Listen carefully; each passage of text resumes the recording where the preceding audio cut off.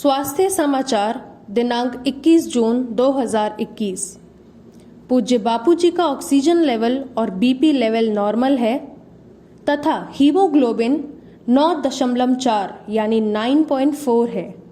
Oxygen देने की आवश्यकता अब नहीं पड़ रही है। टीएलसी यानी सफ़ेद रक्त कोशिकाओं की संख्या भी अब नॉर्मल है। यूरिन में हुए इन्फेक्शन के काउंट सामान्य हो गए हैं, पर प्रोस्टेट की समस्या अभी बनी हुई है। पूज्य बापूजी एम्स के AICU रूम में है। पूज्य श्री का स्वास्थ्य सुधार पर है। देवादिदेव भगवान महादेव शिव और जगत जननी मां जगदम्बा के चरणों में नमन करते हुए मैं आप सभी साधकों को नमन करता हूं। आप अपने गुरु के लिए प्रयासरत हैं, उन्हें न्याय दिलाना चाहते हैं। मैं आप सभी की इस भावना का बहुत सम्मान करता हूं। मैं आसाराम बापूजी को व्यक्तिगत रूप से जानता नहीं हूं, लेकिन मैं इतना जानता हूं कि उन्होंने ईसाई मिशनरियों के खिलाफ जो लड़ाई लड़ी थी, उस लड़ाई से घबराकर सोनिया गांधी ने उन्हें जेल में डलवाया था। मैं कानून की बारीकियों को तो जानता नहीं हूं, मैं कोई ज्यादा पढ़ा लिखा आदमी नहीं हूं, तो मैं कानून की बारीकियों को बहुत ज्यादा नहीं जानता हूं। लेकिन मेरे मित्र हैं डॉक्टर सुब्रमण्यम स्वामी, एक बार उनकी और मेरी बात हुई थी तो उन्होंने मुझे बहुत अच्छी तरह समझाया था कि आसाराम बापू इस पूरे केस में निर्दोष हैं। तो कानूनी रूप से मैं बहुत कुछ नहीं जानता, लेकिन जो वास्तव में हम लोगों के साथ हो रहा है, आसाराम बापू कोई अकेले नहीं है।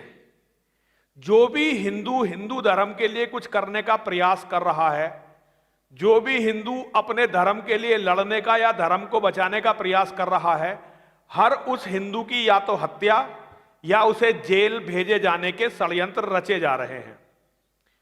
और इसमें आप लोग, मैं नहीं जानता कि दोष किसे देंगे, लेकिन मुझे जो लगता है इसमें सबसे बड़ा दोष हम हिंदुओं का ही है।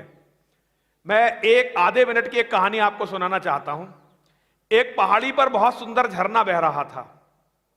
जंगल में पहाड़ी थी। एक भेड़िया ऊपर झरने पर ऊपर पानी पी रहा था। उसने देखा थोड़ी दूर पे एक मेमना खड़ा हुआ है नीचे की तरफ। तो उसने उस मेमने से कहा कि भाई मेमने, तू, तेरी इतनी हिम्मत कैसे हो गई, तू मेरे पानी को झूठा कर रहा है। मेमना बड़ा छोटा सा था, नरम गोश्त था, तो नरभक्षियों का वो, क्योंकि उसका मांस भक्षी था, उसका मन किया उसे खा जाए। अब वहां जंगल में थोड़ा बहुत कोई कानून होगा, वो एकदम खाने का साहस नहीं कर पाया। उसने मेमने को धमकाया। मेमने ने कहा, महाराज कैसी बात करते हो, मैं तो बल्कि आपका झूठा पानी पी रहा हूं। आप ऊपर हो और मैं नीचे हूं।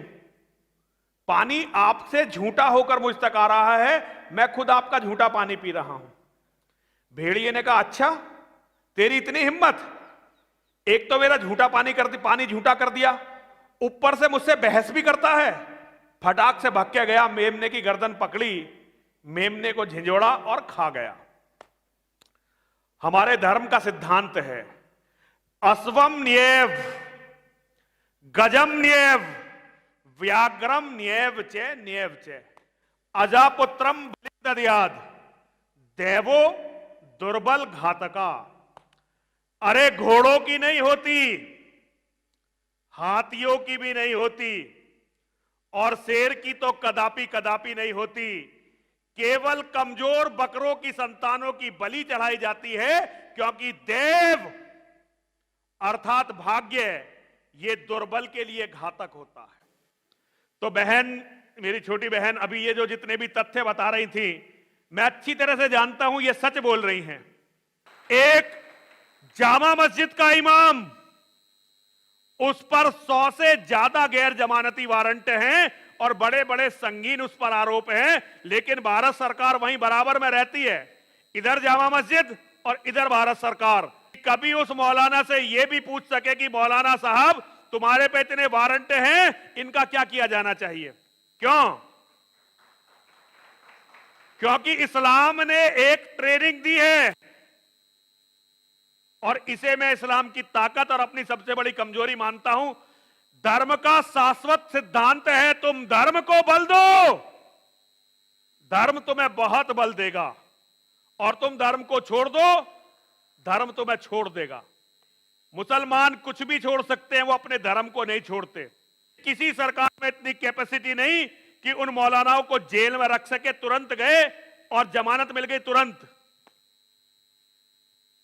आसाराम बापूजी जिस केस में जेल में है वो केस बिल्कुल झूठा है, लेकिन भारत सरकार में ऐसा कोई नहीं है जो हमसे डरता हो। हिंदू साधुओं से कोई नहीं डरता, क्योंकि उन्हें पता है एक केस के बाद एक पे केस लगाएंगे, 4 समर्थक आएंगे, आंदोलन करेंगे, उन पे चारों पे केस ठोकेंगे, फिर और 10-20 केस ठोकेंगे, कब तक लड़ेंगे।